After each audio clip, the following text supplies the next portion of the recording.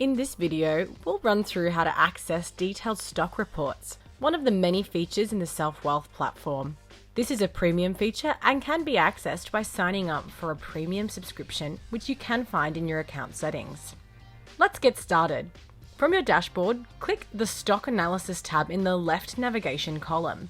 Type in the stock you want to analyze in the search bar and navigate to the Forecast tab. Here, you will see a series of key performance indicators from Refinitiv, our global financial data provider. To download the detailed stock report, simply click this button. The stock report will download it as a PDF, and you can access it via your Downloads folder, or it will pop up at the bottom of your browser like this. Here you will find a detailed 12-page report providing an in-depth review of the stock. This report provides a detailed analysis of the company's KPIs, including earnings, fundamentals, and relative valuation. Each section scores 1 to 10, with 1 being poor and 10 being exceptional. The report might seem a little overwhelming, but not to worry. On pages 10 and 11, there's an explanation of each section. These reports are updated daily to provide the most up-to-date information. And that's it. Now you know how to access and read detailed stock reports.